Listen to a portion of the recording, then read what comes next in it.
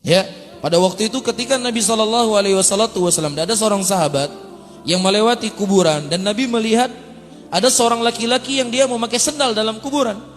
Kemudian Nabi SAW memanggil, wahai orang yang memakai sendal, ya lepaslah sendalmu. Kemudian tiba-tiba laki-laki tersebut melihat ke belakang atau menoleh, ternyata yang melarangnya adalah siapa? Rasulullah SAW. Kemudian dia melepas sendalnya dan kemudian dia lempar. Ini diantara dalil yang disebutkan oleh para ulama, ya tidak bolehnya atau terlarangnya seseorang memakai sendal ketika dia masuk ke dalam kuburan. Dan juga di sini para hadirin dan hadirat yang dimuliakan oleh Allah, kita melihat bagaimana bersegeranya sahabat Rasulullah SAW, ya menyambut dari perintah Rasul. Ya, setelah dia melihat yang melarang dia adalah Nabi SAW, dia tidak fikir banyak. Dia nggak mengatakan, ya Rasulullah, kenapa nggak boleh ya Rasulullah? Karena saya nggak boleh langsung mengamalkan sesuatu sampai saya mengetahui hikmahnya. Kalau saya belum tahu hikmahnya ya Rasulullah, saya nggak mau mengamalkannya. Ini adalah agama orang-orang hari ini. Ya, setiap datang sesuatu dari Nabi SAW, ada saja yang dikiyah, ada saja yang dikiyah, ada saja alasan, ada saja argumentasi yang intinya yang menolak hadis Nabi. Tetapi ketika ada cerita-cerita khurafat, cerita-cerita takhayul, cerita-cerita yang nggak masuk akal, ya nggak pernah dia tolak, dia terima mentah-mentah.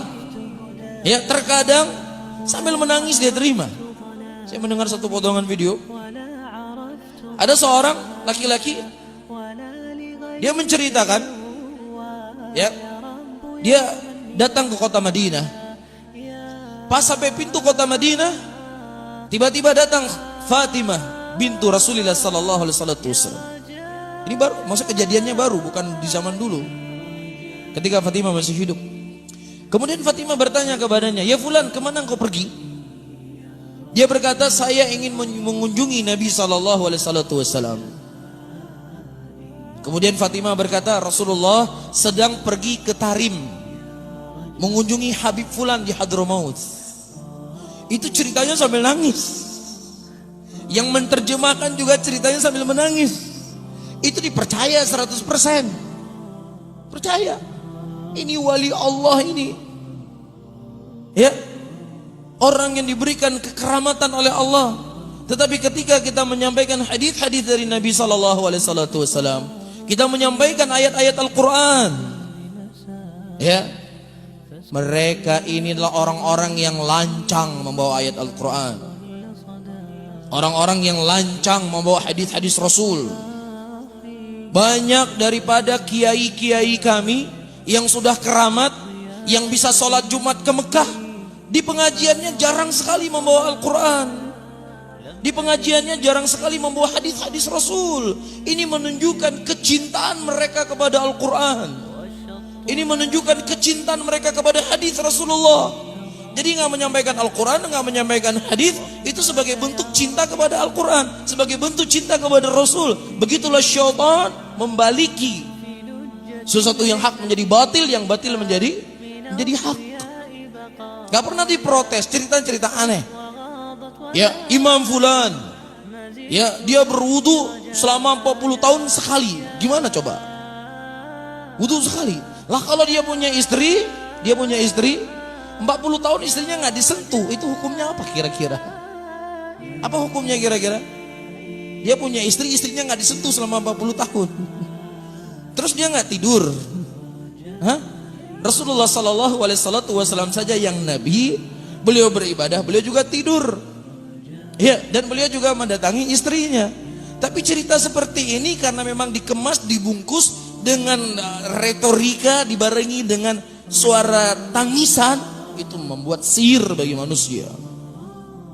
Bisa difahami ya? Karena memang kebenaran itulah sesuatu yang berat para hadirin. Akan mampu dipikul oleh orang-orang yang mereka bersih hatinya. Tapi orang-orang yang mereka tidak bersih hatinya, ya kebenaran itu merupakan sesuatu yang sangat berat. Sangat berat. Oleh karena itu, tidak ada sesuatu yang paling harus kita jaga lebih dari menjaga hati. Karena ketika hati kita bersih, sangat mudah untuk kita menerima kebenaran tersebut. Para ulama mengatakan al-haqqu dhalatul mu'min. Kebenaran itu merupakan barang berharga yang hilang untuk seorang mukmin. Dia mencari sesuatu yang hilang, yang sangat berharga dalam kehidupannya, tiba-tiba dia dapat. Dia akan pegang itu, dia akan genggam. Itulah kebenaran di kalangan di hati-hati muslimin. Mudah-mudahan Allah menanamkan dalam hati kita kecintaan kepada mereka, sehingga dengan kecintaan kita kepada mereka mudah bagi kita mengikuti jalan-jalan mereka. Amin ya rabbal alamin.